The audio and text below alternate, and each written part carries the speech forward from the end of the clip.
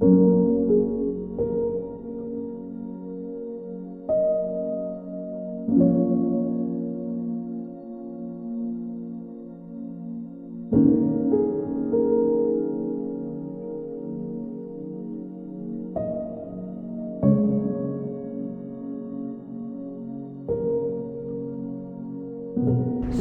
bertemu lagi pada acara Nalar Teologi. Karena kita masih dalam suasana Hari Raya Kenaikan Yesus Kristus ke surga, maka Nalar kali ini juga bertema tentang Tuhan Yesus yang naik ke surga. Sebelum kita masuk pada peristiwa itu, perlu dulu kita memahami apa yang dimaksud surga dalam konteks Alkitab. Kita juga sama tahu bahwa bukan saja dalam agama Kristen, tetapi juga dalam agama-agama lain mengenal yang namanya surga. Bahkan agama suku pun mengenal tentang surga, walaupun agak lain pemahaman pengertian mereka. Saya memahami ini dalam konteks ilmu agama secara Kristen, dan tentunya itu harus berdasarkan pada apa yang dikatakan oleh Alkitab. Ketika kita berbicara tentang surga, maka yang harus kita pahami bahwa ini adalah bahasa religius, bahasa keyakinan, bahasa iman. Dan oleh sebab itu, maka tidak mudah kita melihat itu dari segi pengalaman, pengetahuan manusia biasa-biasa saja. Sekalipun manusia itu adalah orang yang paling pandai di dunia ini. Nah, apa yang mau dikatakan ketika kita bicara dan harus memahami, mengikuti bahasa iman? Itu dulu yang harus kita tempatkan. Karena dalam iman, yaitu banyak hal yang tidak bisa dipahami, dijelaskan, dipecahkan secara akal, secara pengetahuan. Hanya bisa ketika kita masuk di dalamnya. Artinya ketika kita mau jadi percaya, barulah kita bisa memahami. Nah, saya akan memberikan sedikit saja suatu catatan kecil, ya, singkat. Karena itu ya, mau bicara tentang kenaikan Tuhan Yesus ke surga itu bisa skripsi untuk S3 atau skripsi doktoral. Ya. Maka dalam pengertian iman Kristen atau secara Alkitabiah, maka ketika kita bicara surga itu tempat kediaman Allah.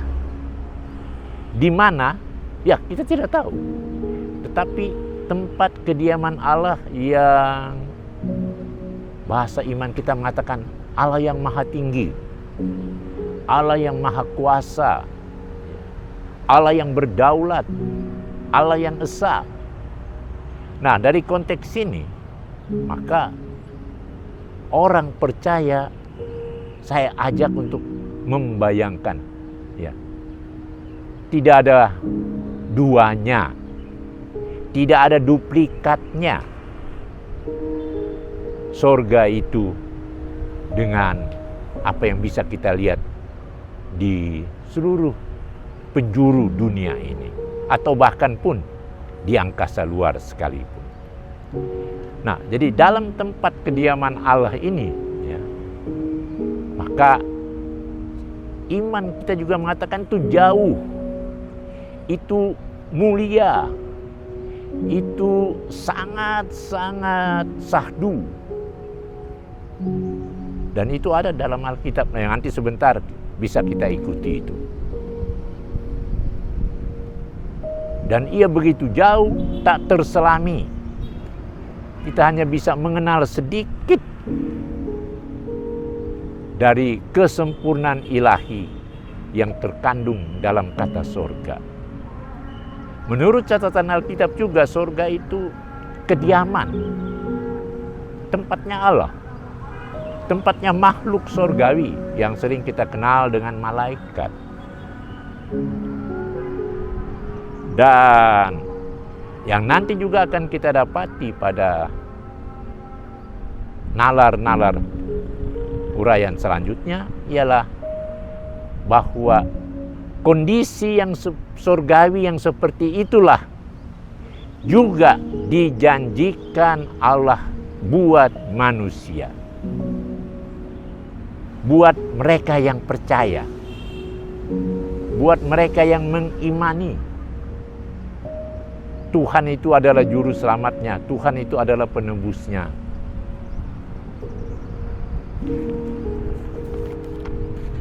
Sekarang saya mau menanjak pada yang berikutnya, ialah tentang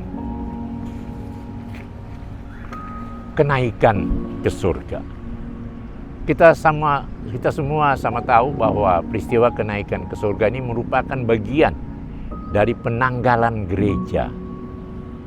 Ya, jadi sudah berapa kali saya katakan apa itu penanggalan gereja. Jadi penanggalan gereja itu yang seperti kita kenal. Tapi di situ nanti ada momen-momen di penanggalan gereja. Ada yang disebut dengan masa Advent, ada yang disebut dengan Natal, ada yang disebut dengan minggu-minggu Epifani, minggu-minggu Sengsara, Paskah, kenaikan Tuhan Yesus, dan nanti kemudian ketuangan Roh Kudus. Nah itu tuh nanti baru ada lagi yang rinci-rinci, kalau di gereja Katolik atau gereja Ortodoks ada lagi yang lebih rinci-rincinya. Nah kita pahami dalam penanggalan gereja tersebut, maka hari raya kenaikan ke surga ini diisi dengan seperti juga di Natal, Paskah, Tahun Baru, diisi dengan ibadat. Sayangnya ibadat pada hari raya kenaikan ini sering sangat tidak terlalu direspons dengan baik oleh jemaat dibanding dengan misalnya suasana Paskah atau suasana Natal. Ini bahkan terkesan itu dijadikan sebagai hari libur biasa saja, seperti libur-libur nasional atau libur-libur hari raya keagamaan yang non-Kristen. Padahal saya mau katakan bahwa dalam konteks kenaikan Tuhan Yesus ke surga, maka kalau kita belajar teologi, maka peristiwa kenaikan Tuhan Yesus ke surga itu adalah puncak, itu adalah klimaks dari yang biasa dikenal sebagai kristologi. Jadi itu kristologi, ya, pengajaran tentang Kristus, Kristus yang datang ke dunia, yang hadir di dunia. Nah, itulah nanti yang bisa kita dapati dalam hal-hal yang selanjutnya. Dengan demikian, mau dikatakan bahwa peristiwa dalam kitab-kitab Injil yang saya katakan tadi itu puncaknya, klimaksnya adalah kenaikan Tuhan Yesus ke surga. Apa maknanya bagi kita ketika kita menghayati Yesus yang naik ke surga? Yang tadi saya sudah katakan bahwa itu puncak itu. Maka yang pertama ialah bahwa Tuhan Yesus itu benar-benar yang datang dari surga, benar-benar Allah yang dalam kemahatinggian, seperti dalam penjelasan kata surga tadi, menjadi manusia. Dan itu telah dilakukannya. Dan karena ia adalah melakukan kehendak surgawi itu, maka ia kembali. Ia sudah selesai. Nanti, nah itu nanti paham atau uraian berikutnya. Dalam hal ini Roh Kudus, atau dalam bahasa teologi disebut dengan pneumatologi. Nanti kita bicara kemudian. Kita masuk lagi dalam keyakinan ini. Jadi dia kembali, dan pengakuan iman rasuli mengatakan ia naik ke surga, duduk di sebelah kanan Allah Bapa yang Maha Kuasa. Artinya apa? Sebelum saya menjelaskan itu, maka ada yang menarik juga dari pengakuan iman rasuli itu, yakni Stefanus, salah seorang samas, ya, diaken yang dipilih, tapi nasabnya tidak sama karena semangatnya mengkabarkan Yesus, maka dia dirajam. Dan menjelang matinya akibat dirajam, maka ia mengatakan, dan ia berteriak, ia bersaksi, saya melihat Yesus anak Allah berdiri di sebelah kanan Bapa. Ini maaf, ini adalah kemuliaan yang sungguh-sungguh tak terbandingi, tak tersaingi. Yesus ada di sebelah kanan Allah. Bahkan ini bahasa manusia, tapi yang bahasa orang percaya ini, ia kembali, ia berada di dalam posisi keadaan yang sesungguhnya. Nah, dengan demikian, maka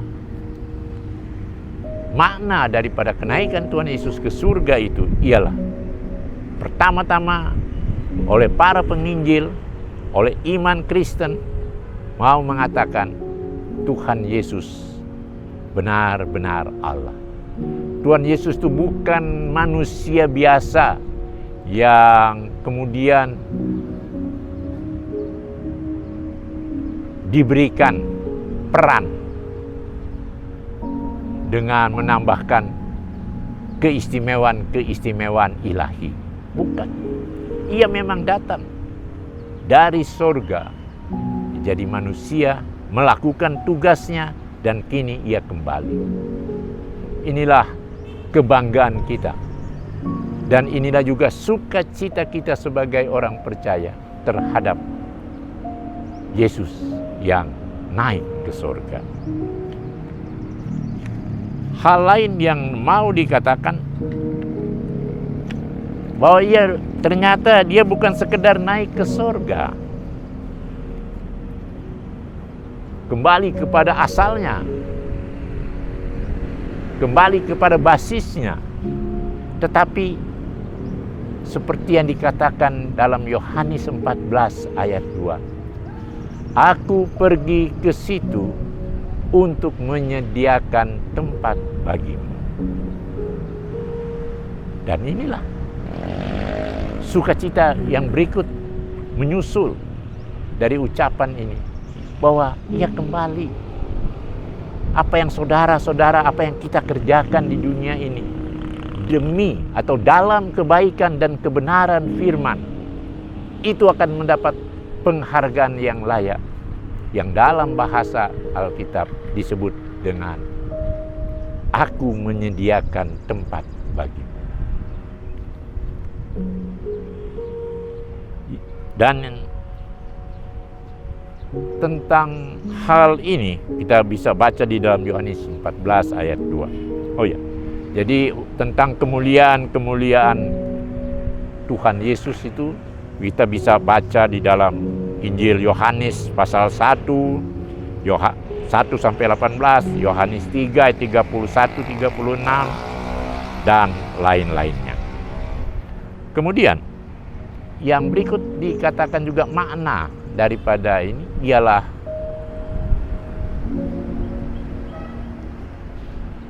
ketika ia naik ke tempat tinggi, ia membawa tawanan-tawanan yang tertawan. Ini bahasa perang.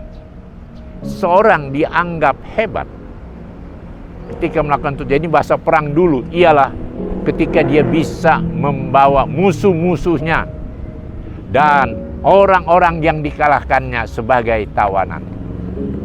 Dan itulah yang dilakukan dalam bahasa Paulus. Torang ini sudah dimenangkan dari dosa, dan torang inilah yang kemudian dibawa menghadap kepada Allah Bapa di sorga. Yang ketiga, dan ini juga yang bisa kita lihat dalam kitab Wahyu, ya, ini bahwa naik ke sorga, nanti kalau kita juga masuk ke dalamnya, kita akan melihat seperti yang dilihat oleh Yohanes dalam kitab Wahyu. Suasana sorgawi itu, kemuliaan sorgawi yang dinampakkan bagi kita. Dan ini suatu kegembiraan.